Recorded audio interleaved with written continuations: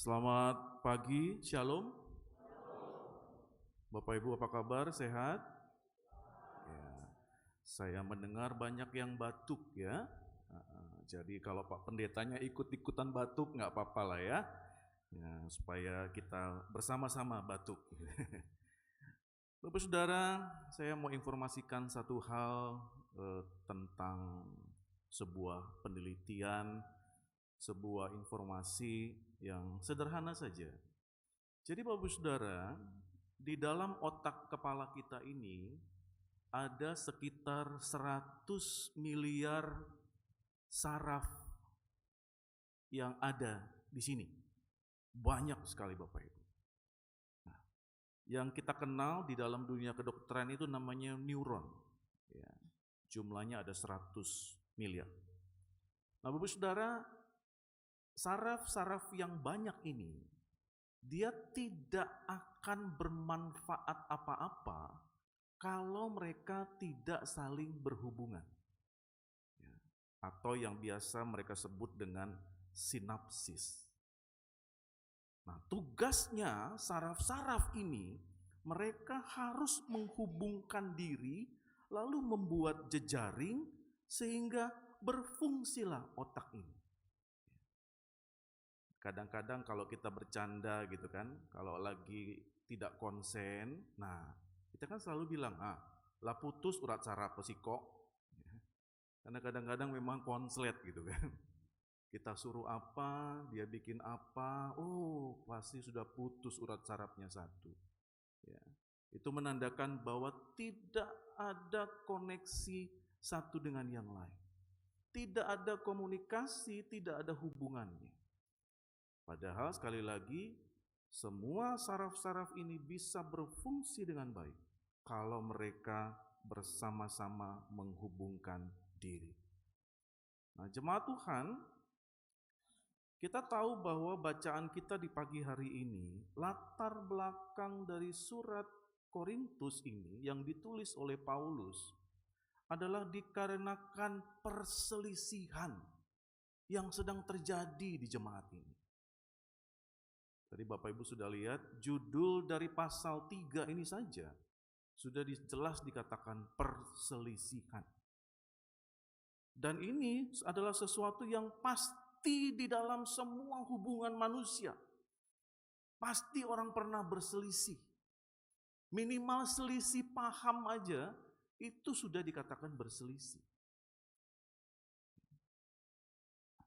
Dari kesemuanya ini Bapak Saudara yang harus kita pahami adalah ujung dari sebuah perselisihan itu adalah kehancuran.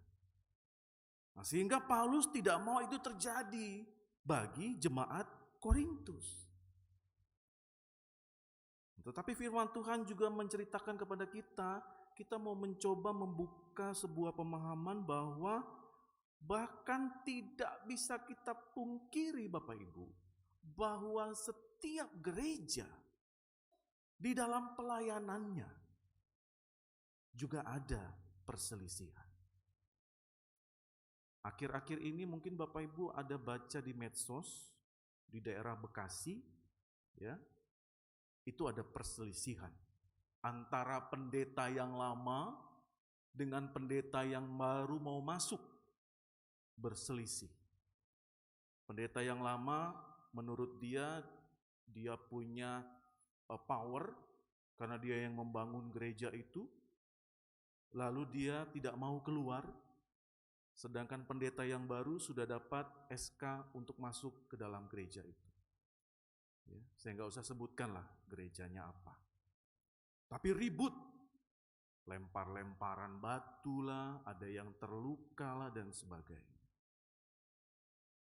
Jadi memang gereja, baik dari zaman gereja mula-mula sampai hari ini, yang namanya perselisihan di dalam pelayanan, itu juga ada Bapak Ibu. Dan Korintus ini bersama dengan Paulus menunjukkan kepada kita, oh iya. Tetapi pertanyaannya adalah bagaimana Paulus mengatasi persoalan ini? Nah, itu yang kita mau renungkan bersama, Saudara. Sedikit tambahan informasi bahwa jemaat Korintus ini adalah jemaat yang kaya dengan berbagai macam talenta, Bapak Ibu. Jadi Korintus ini adalah jemaat yang besar, yang semua orang bisa datang lalu bergabung di dalamnya dengan semua latar belakang yang beraneka ragam. Sehingga dikatakan ada banyak talenta. Dan secara kasat mata, talenta-talenta ini menunjukkan bahwa mereka itu sangat rohani di dalam pelayanan. Betul. Secara kasat mata. Tetapi Paulus menyebut mereka dengan sebutan yang kayaknya nggak enak didengar gitu ya. Yaitu sebutan manusia duniawi. Itu bukan sebuah pujian Bapak Ibu, bukan. Paulus itu sedang mengejek mereka. Bahkan dibilang apa? Kayaknya nggak siap deh kalian makan makanan yang keras. Dikasih apa? Susu. Makanan anak-anak, minuman anak-anak, bayi gitu ya. Padahal mereka sudah dewasa. Tetapi dikatakan kalian adalah manusia duniawi. Kalau Bapak Ibu baca di pasal yang sebelumnya, di 1 Korintus pasal yang pertama, di situ dijelaskan ternyata penyebab ini terjadi Bapak Ibu Saudara karena ada apa? Karena ada arogansi kelompok yang saling membanggakan diri satu dengan yang lain. Kelompok Paulus, kelompok Apolos, kelompok Kefas, kelompok Kristus. Ada 4. Contoh misalkan dalam gereja ini terbagi atas 4 kelompok. Ada kelompok pendeta Paulus, ada rasul. Kelompok pendeta Indri, ya. Kalau kemarin ada pendeta Leoni, ada kelompok pendeta Leoni. Kan gak enak kan ibadahnya. Jadi hari ini jam 6 kelompok Paulus yang ibadah. Jam 9 tidak boleh ada yang lain, hanya kelompok pendeta Indri. Kan kacau seperti itu. Nah inilah yang terjadi Bapak Saudara di dalam jemaat Korintus. Dan sudah bisa dipastikan oleh Paulus kalau hal ini terus dibiarkan, perpecahan terjadi. Tidak akan ada yang lain, pasti pecah. Dan inilah yang menjadi topik terbesar di dalam surat 1 Korintus ini. Dan bagi Paulus untuk mengatasi persoalan ini, maka Rasul Paulus mencoba menasehati jemaat ini supaya kalian jangan berfokus kepada manusia. Berfokuslah kepada Tuhan. Karena kalau setiap orang hanya berfokus kepada manusia, yang akan ditemui adalah banyak kekecewaan. Bapak Ibu, kalau kita semua hanya berpegang teguh hanya kepada omongan manusia, kalau kita punya persoalan lalu kita hanya menyerahkan kepada manusia, kepada kita sendiri, sudah bisa dipastikan Bapak Ibu akan mengalami banyak kekecewaan. Sehingga Paulus tahu harus menasihati mereka. Dengan kekacauan yang ada, jemaat Korintus diajak untuk fokuslah kepada Tuhan. Dan ini juga ternyata tidak hanya berbicara kepada jemaat Korintus, Bapak Ibu. Paulus juga mau mencoba menasihati kelompok-kelompok yang lain. Ayo, kelompok Kefas, Apolos, stop.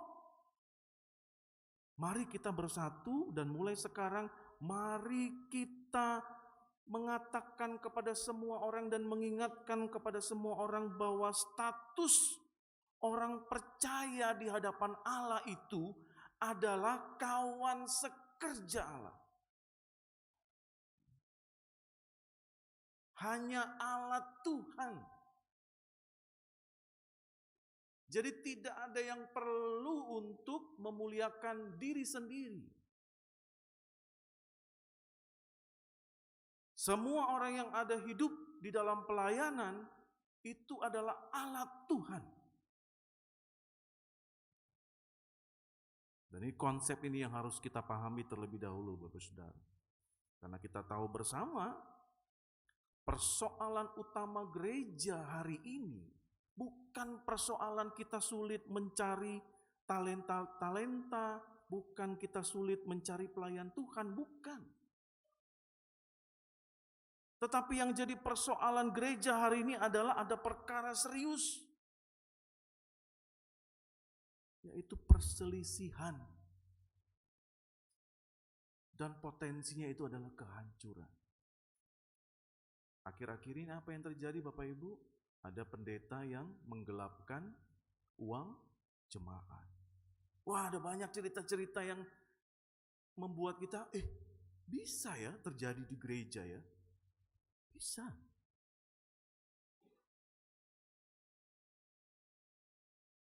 Dan ini kembali lagi Bapak Saudara, kita harus renungkan bersama bahwa konteks jemaat Korintus ini juga terjadi pada saat ini.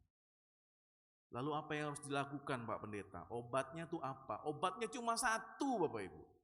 Kerendahan hati. Orang yang mau melayani Tuhan itu orang yang rendah hati. Bukan orang-orang yang menyombongkan diri, enggak. Dan itulah yang seharusnya ada di dalam setiap orang-orang yang mau melayani Tuhan. Saudara yang dikasihi oleh Tuhan Yesus Kristus, kadang-kadang memang tanpa sadar seringkali apa yang dialami oleh jemaat Korintus itu kita juga alami. Kita itu terkotak-kotak. Saya rasa GPIB juga belajar tentang hal ini. Karena GPIB itu lebih beraneka ragam dibandingkan gereja-gereja suku yang lain. Kalau kita bicara tentang gereja HKBP, sudah pasti orang Batak semua paling banyak di situ kan? Kalau kita ke gereja Pasundan, pasti orang-orang Sunda yang banyak. Kita ke gereja Jawa, pasti orang Jawa. Tapi kalau GPIB, disitulah banyak orang Bataknya, di situ juga ada orang Jawanya. Lebih kompleks, kita mengalami banyak persoalan di gereja ini. Tetapi mengucap syukur kepada Tuhan bahwa sampai hari ini juga GPIB bersama dengan Pelkat PKB yang berulang tahun ke-43, keharmonisan, kedamaian, itu kita alami bersama Bapak Ibu. Sampai hari ini. Kenapa? Kita harus belajar juga, dan Pelkat PKB juga harus belajar dari sejarah jemaat Korintus ini. Tanpa bapak-bapak sadari bahwa apa yang bapak-bapak lakukan selama melayani di Pelkat PKB harus punya kerendahan hati. Dengan segala macam perbedaan pekerjaan, itu bisa membedakan ekonomi seseorang. Ya kan? Oh iya. Satu di kantornya dia bos. Satu lagi dia di tokonya dia bos. Ya. Satu lagi dia hanya karyawan biasa. Begitu masuk ke dalam Pelkat PKB, enggak ada yang begitu-begitu. Semua merendahkan dirinya untuk melayani Tuhan. Karena kalau itu tidak dilakukan, perselisihan sudah mulai. Ya. Akhirnya apa? Satu-satu pergi, yang tinggal hanya pengurus. Ya, Pak Puji lagi. Gitu. Nah, kita mau belajar Bapak Saudara bahwa Pelkat PKB ke-43 tahun ini bukan waktu yang singkat. Kita harus belajar bagaimana kita merendahkan diri di hadapan Tuhan, lalu kita juga harus belajar bagaimana kita melayani Tuhan bukan untuk memuliakan diri kita. Kita harus mengkoreksi diri sendiri, Bapak-bapak sebagai kepala rumah tangga juga harus tahu diri. Tahu diri gimana maksud Pak Pendeta? Kalau memang salah sama istrinya, say sorry. Istri-istri ini tahu Pak, kita ini capek di luar sana, sibuk. Ya. Tapi jangan hitung-hitungan capek. Kalah kita capek Pak. Ke ibu-ibu ini benar lah. Coba nanti tukar dulu, suruh pakai daster di rumah. Bapak-bapak. Nah, ibu-ibu yang begawe misalkan contoh ya. Tidak sampai setengah hari Pak. Ya, tidak sanggup dah kita dah. Biarlah kita macul bela di luar sana gitu ya. Katakan sama istri, sama anak-anak. Say, dengan rasa sesal dan malu. GPIB banget kan? Ya, bapak-bapak PKB ini dengan rasa sesal dan malu. Maaf ya. Kalau papa terlalu sibuk misalnya. Sorry ya tadi salah ngomong. Pelan-pelan. Artinya Bapak Saudara, kita merendahkan diri tidak hanya di dalam pelayanan, juga di dalam rumah tangga. Dengan hal-hal sederhana seperti itu untuk kita lakukan, Bapak Saudara, kita bisa melihat, oh iya ya, kita bekerja, kita melayani dengan sepenuh hati. Kita melayani dengan semangat. Dan saya lihat Pelkat PKB ini kan orang-orang semangat gitu. Siapa yang bisa bikin pohon Natal setiap bulan November setinggi itu di tengah Gereja Maranatha ini kalau bukan Pelkat PKB ya. Walaupun kerjanya dari jam 9 sampai jam 1 subuh biasanya. Ya. Enggak lebih banyak ngopinya kan Pak? Semoga itu tidak terjadi ya seperti tahun sebelumnya. Tapi ya, hasilnya ada gitu. Wih luar biasa. Kami juga harus mengingatkan, para hamba Tuhan mengingatkan lagi. Bahwa jangan hanya pada saat event-event tertentu baru keluar Pelkat PKB-nya. No. Tapi dalam setiap program kerja yang sudah dibuat, sudah disusun setahun sebelumnya, mari kita dukung.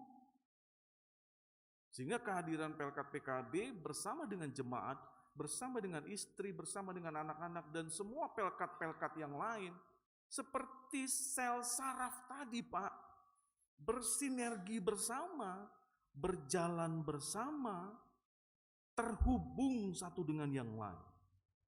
Sehingga bergerak roda pelayanan itu. Pelkat PA anak-anak tidak bisa tanpa Pelkat PKB. Karena di situ ada bapaknya. Kalau bapaknya hanya ngantar sampai depan, sekolah minggu, bapaknya terus kemana? Tidak gereja. Kan seperti itu. Artinya bapak-bapak juga memberikan teladan. Siapa yang mau meneladani? Nah, saya selalu mengapresiasi bapak-bapak senior-senior PKLU lansia. Kita harus meneladani pelayanan yang mereka sudah lakukan sampai hari ini. Saya tahu bahwa Bapak dari face-nya itu mirip-mirip Ariel Noah gitu ya, Ariel Peter Pan. Tapi kita akan semakin tua Pak, ya. Gigi sudah mulai tidak lengkap gitu ya. Jadi kurangi rokoknya ya. Saya kalau cepat-cepat lihat di sana sudah ngerokok semua. Nantilah ya. Setelah bubar gereja baru merokok. Udah pulang semua Pak. Jaga kesehatan. Itu penting Pak. Karena ekonomi sekarang di Pangkal Pinang khususnya kita juga cukup berat. Bapak Ibu kalau siang-siang pergi ke pasar itu sepi. Artinya ekonomi kita sedang tidak baik-baik saja. Makanya kita jaga kesehatan supaya kita bisa beraktivitas. Bukan itu saja, itu akan berhubungan dengan bagaimana kita melayani Tuhan. Kita akan berikan yang terbaik. Tetapi kalau tubuh kita sakit ya, sepertinya sangat terbatas. Jadi kemana-mana itu urusannya. Sekali lagi, kalau kita fokus hanya kepada Tuhan, dengan semua persoalan yang kita punya yang berbeda-beda, tapi kalau kita sama-sama mengatakan saya mau fokus kepada Tuhan. Saya terbatas, Pak Pendeta, gaji saya kecil. Pak Pendeta, saya terbatas, saya sedang sakit. Pak Pendeta, saya terbatas karena saya dengan istri saya sedang tidak baik-baik saja. Oh, fokus kepada Tuhan.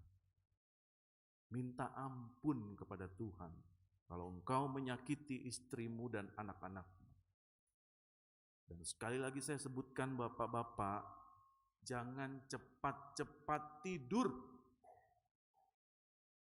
Duduk dulu di pinggir kasurmu, berdoa untuk istri dan anak-anakmu.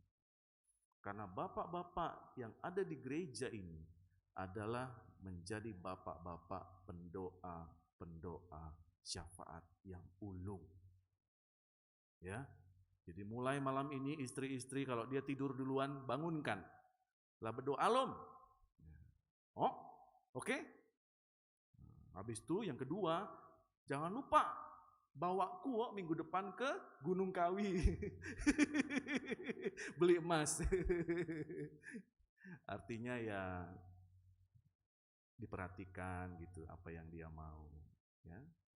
Mulai hal-hal sederhana, hal-hal yang kecil, supaya apa? Supaya keluarga itu betul-betul diberkati Tuhan dari hal-hal yang kecil dan sederhana. Saudara, kembali lagi ke dalam firman Tuhan kita di pagi hari ini. Kita boleh belajar dari jemaat Korintus, dan Paulus menasehati mereka sedemikian rupa, jangan sampai ada jemaat yang iri hati, dan perselisihan itu akan membawa ke dalam kehancuran. Dan itu harus kita bawa ke dalam keluarga kita. Rendahkanlah dirimu di hadapan Tuhan. Fokuslah hanya kepada Tuhan. Dengan segala persoalan yang ada di dalam dirimu, kalau engkau serahkan kekhawatiranmu hanya kepada Tuhan, maka Tuhan akan menjaga, menyertai, dan memberkati. Amin. Tuhan Yesus memberkati kita semua. Amin.